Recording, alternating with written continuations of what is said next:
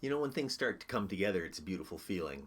It's been a lot of preparation over the last few months. In around Christmas time, I moved into this room, and I thought, oh, no big deal, just move in, start shooting. And then, of course, there's been a few minor inconveniences in the form of a pandemic, and also the unexpected necessity for us to take on the care of two little children who are part of our extended family. It's been a joy, and that's fine, but it has definitely interfered with video production.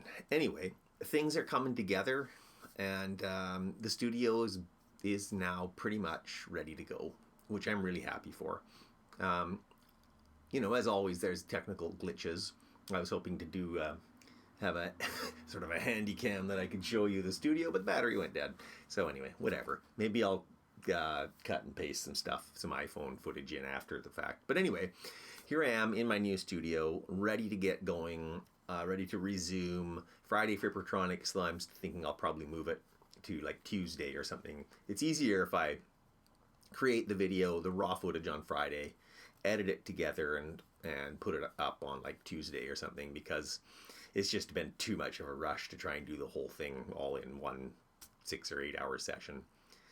Especially because I take so many tries to get a good improvised frippertronics looping session. The ones you see are the ones I'm willing to post for the most part. You don't see all the ones where I get partway through and then flub a note, or accidentally turn off the looper, or the computer reboots itself, or all that other stuff. So if you do any of this sort of work yourself, then you know about those challenges. So anyway, here I am. I'm ready to start really producing, hopefully weekly now.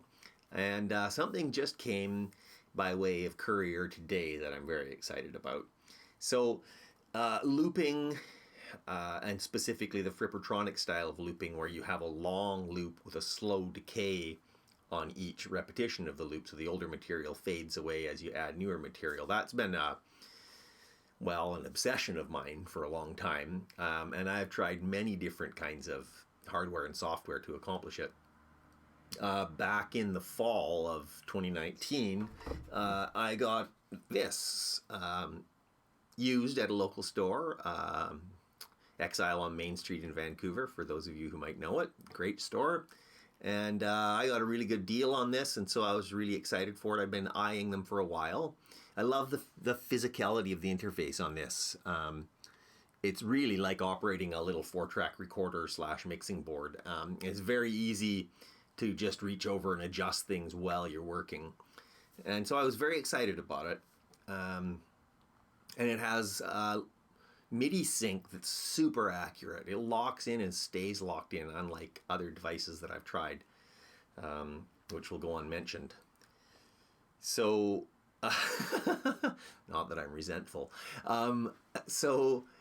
But unfortunately, as time went by, what was its strength also became its Achilles heel to me, and that was that here you have the quantize button. I'll see if I can get the iPhone to focus on it here. Yeah, so quantize. So you have external clock and quantize. External clock syncs this to the clock beats without reference to bars. And that works great. Flawless. Quantize locks it to the clock beat and bars, which is even cooler, because then what I like to do is I like to make some synth tracks, backing tracks, drones, maybe percussion in Ableton Live, and then improvise loops over it. And as I said, when I started doing that, I realized that quantize function, the way it's implemented on the EHX 45000, became its Achilles heel to me, because it won't let me start playing the stuff in Ableton and then punch in and record when I want to. It immediately starts recording as soon as I hit play. Now, I went on discussion forums and searched the internet and tried everything I could to find a way to get it to just sit there and stand by and not immediately start recording automatically. And the only way I could do it was to not use quantize, which defeated the purpose of it. So I just decided that, even though, like I say, I'm going to show you again, because I love the interface on this. I think the physicality of this interface just makes it so easy to stay in musician mode and just reach over and manipulate some parameters without having to switch over into engineer mode. So they win on that score, but for me they lose on the implementation of MIDI quantization. And now, man, my nose is itchy. Okay, I'm gonna scratch it. Okay, I'm not supposed to do that. I'm not supposed to say either, and I have no idea how much umming I've been doing in this video. Anyway, so what did I do? How am I gonna solve that problem? Well, today this arrived by courier. This is the Datalooper pedal. It's a MIDI controller with an Ableton, what do you call it, remote script, and a lot of fancy stuff inside, I'm assuming. What it allows me to do, or will allow me to do, is to control 3 of the Ableton Looper devices. I understand you can also page through these and do up to 9 or something, but 3 is going to be plenty for me. Oh, I'm umming again. I hope I'm not over umming. Anyway, that's what it does. Now, it lacks the physical sliders and controls and stuff, so I'm going to have to set up Ableton ahead of time. But I do have an Ableton push, which I can use to control levels and stuff on the Looper device and on the Ableton channels. So I think this will do the job. And I think if I can just set up so that I have this on the floor, I have my push on a stand next to me, I'll be able to accomplish everything that I want to, and I'll also be freed up to punch in and punch out as I feel like, to operate multiple loops of different lengths. This also is the other. If a device can have more than one Achilles heel, I suppose so. Maybe if it's got 2 legs, it can have 2 heels, right? The other problem with the 45,000, all the loops are the same length.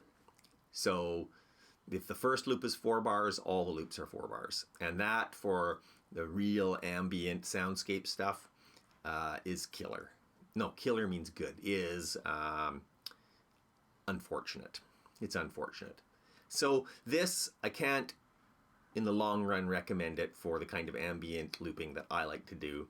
But I'm not going to knock it because it is really cool in many, many other ways. Tomorrow, it is my hope, on Frippertronics Friday, to use the Datalooper to record a video and to post it early next week. So I hope that you will check that out and let me know what you think. All right, bye.